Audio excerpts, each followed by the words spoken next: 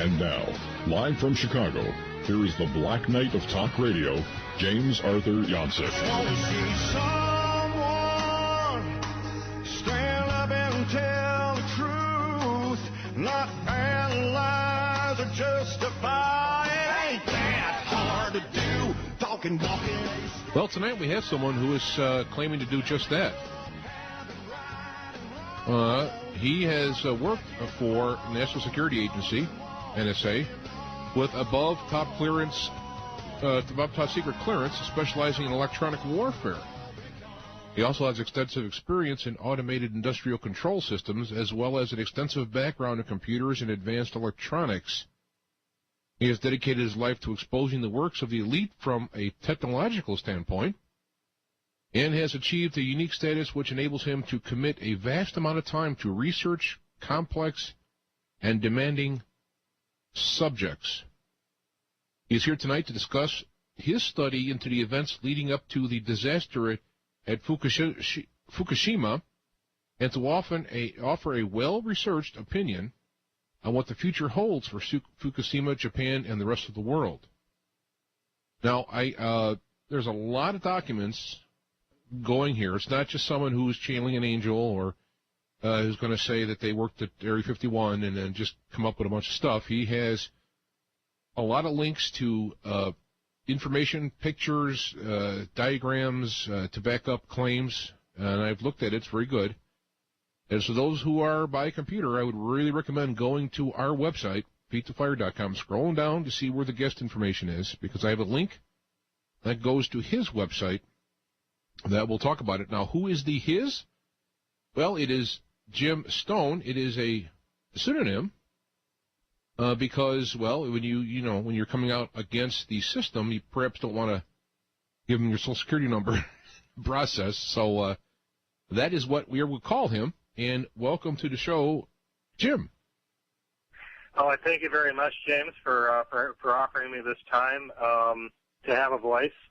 And I welcome all the guests, and especially, the people who have surfed my website and have waited to hear me in person. Right. You said earlier that there is going to be a new type of warfare and a new type of terror, and I have concluded that they have given up on the terrorism angle as far as Arabs and masked men coming to get you, and they are instead going to forward their agendas by the false flag terror in the name of the environment, be it an earthquake, a tornado, any kind of a disaster that they can blame and get control. Because it really doesn't matter if an Arab does it or if a tornado does it. If it puts you in a dire condition where you need them to provide the solution, you're at their mercy, one way or another. And so this program is going to be a little bit different probably than anything you've heard. And my comment is that, it took these people 300 years and trillions of dollars to build a theater of darkness, and it only takes the light of one match to burn it down. So please pay attention to what you hear here, because we are in a dire situation. And I'm just going to get going. The first thing that we need to see here is the gravity of the lies, how massive they are that we've been told, just about this one simple event. If there's one event that can show you how big the lie is, it is the disaster at Fukushima. They've got all kinds of experts on the air, and it's all just a lie. The website, just in case you can't find it on James's site, is jimstonefreelance.com. And when you get there, you're going to see a whole bunch of links, and I'm going to go through these and explain to you what they mean. So the very, very first... I was just going to do that. I was just going to suggest that we give them the webpage, and you did it, so, okay. Yeah, it is jimstonefreelance.com. Right. All right. And I've sacrificed the homepage for this, for a few hours for this program. Now, the very first thing I'd like you to look at is a link titled number 1. It's Vanished Reactor. And when you open this, you're going to see a diagram issued by the U.S. government for a training manual on the type of reactor that's at Fukushima. So it's an official document that I pulled a comparison diagram out of. As you can see in this document, there's supposed to be a tin metal roof on the top of this reactor that's been completely blown away. And down inside here, we have 2 stories of reactor sticking up that is missing in the picture to the right-hand side, which means what you're looking at here, these people are still talking about containment. They're still talking about reactor pressure. They're still talking about trying to restore things and make everything all nice and pretty. Well, every single thing that their experts have said is a lie, and they have to know it's a lie. Granted, this is a classified photo that a physicist posted on Pink Tentacle of the exploded reactor, but they ought to have been able to figure this out by now, because these have been online for a little over a month now. So if they're still talking about reactor containment, there is no containment. There's not even a reactor. And I had these photos, at least the 1.1, which is Unit 3's core spray system, out in the open. If it is, it means the reactor's guts are blowing out and laying everywhere. If you click on that link, you're going to see something that came off of drone footage that aired in Japan. And it looks to me like we have the remains of a reactor that's still trying to cool itself. And I mean, and these systems are extremely robust.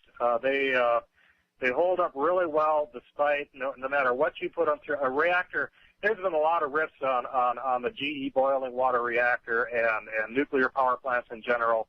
But believe me, when we're talking nuclear power, we're talking something that is really, really made extremely well. And so you can blow things to pieces and they'll still function.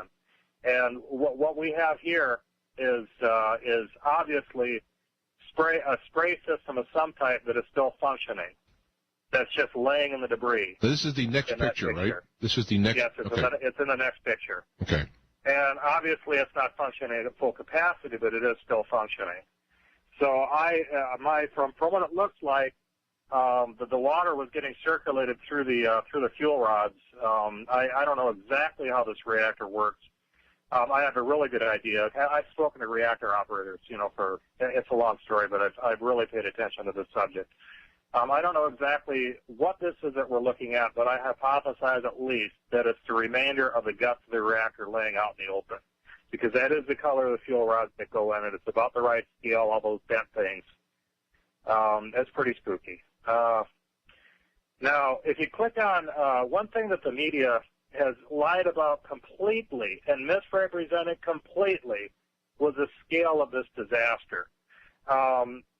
First of all, if you go back to the picture number 1, and you look at that reactor and the way that building is exploded apart, the fuel pools are completely gone, and that means that we have thousands of tons of plutonium laying everywhere outside that facility.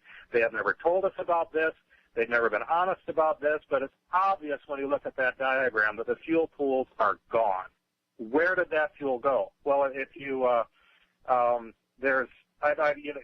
sure you all saw the mushroom cloud. That's a photo that's coming up.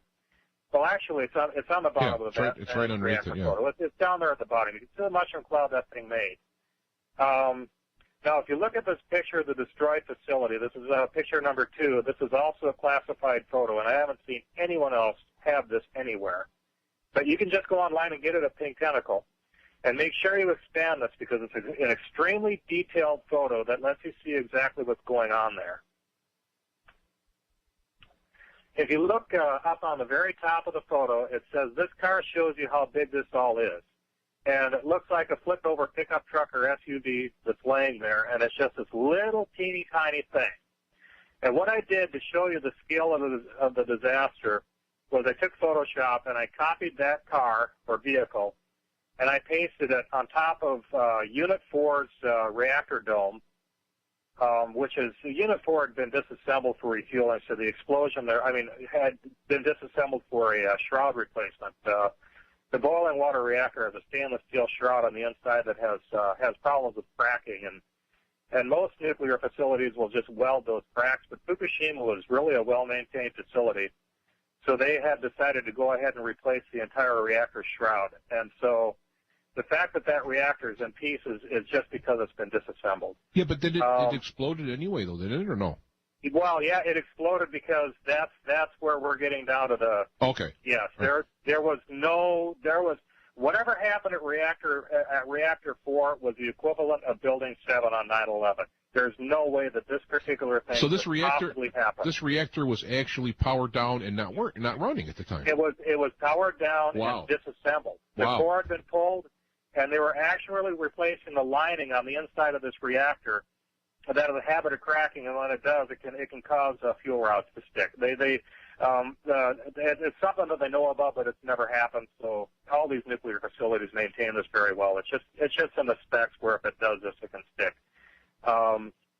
Anyway, so this reactor was just an open tube.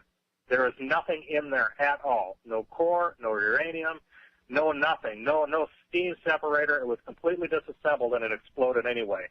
And so how did that happen? Well, we'll get into that later. Now, if you look at down here on the right-hand side, where you can see Unit 3 completely blown away, I've also taken that car and I've laid it on top of, it looks like a Suburban or something. Yeah. I've laid it on top of that wall. And if you look at that, you can see how thick those walls were that got blown away. Now, they're trying to tell us that hydrogen blew these massively built structures apart, which just isn't plausible in any way. There's no way that hydrogen is going to be doing this. Hydrogen produces what's called a non-ideal subsonic explosion. If you take a perfect oxygen and hydrogen mix, your shock wave cannot exceed the speed of sound. And if it's an air hydrogen mix, the shock wave is even slower. Now, if you seal that shock wave off so that it has no place to go, it can develop pretty high pressures, but certainly not enough to blow concrete like that. And every single one of these buildings had just basically a tin roof over the top, and that would have provided a path for the hydrogen for the expansion to go. There's no way that this could have happened. Second of all, if you look at the white stack there, those white stacks, you can see it's the listing is this hydrogen stack was installed after 3 Mile Island to get rid of hydrogen in emergencies. These stacks need no electricity to function. The blasts were not caused by hydrogen. What these are is during the 3 Mile Island incident, they had the zircon cladding in the fuel rod caused the hydrogen to be separated from the oxygen. In other words, beyond a certain temperature and pressure, the oxygen just wants to stick to the zircon rather than the hydrogen. And the zircon cladding is just in the fuel rods to isolate your fuel. So it's because uranium with plutonium, I don't know if there's oxidation issues or what, but it's a coating that they put on those pellets to keep the fuel preserved. Anyway, these vents were installed after 3 Mile Island because at 3 Mile Island they did have a hydrogen explosion also when they melted down their reactor. But that explosion at 3 Mile Island basically just scared employees. It didn't cause any kind of damage to the facility. Even still, the nuclear industry is really, it's a really careful, really well-run industry, and they will do things that are way overboard just for the absolute safety. So what this stack does is it's hooked up directly to the vents on the reactor, and if there's any kind of a problem with that reactor, where it does produce hydrogen, this stack takes it directly outside. Let me stop here for 1 second. Is that an ongoing question is going to be coming, is that if I'm in the nuclear industry and I build nuclear reactors, I'm going to know what you're saying. So I'm going to look at this and go, wait a minute, there's something wrong. Just like when the buildings collapsed in 9/11, if you build those type of buildings, you're going to go, wait a minute, that shouldn't happen like that. And yet, yes. So now it's like there's going to be people in the nuclear industry knowing this and sitting back going, oh, boy, Yeah, well, they are to a degree, but what they're saying is, well, there's no way this could have happened. They must have just run the thing like a piece of garbage.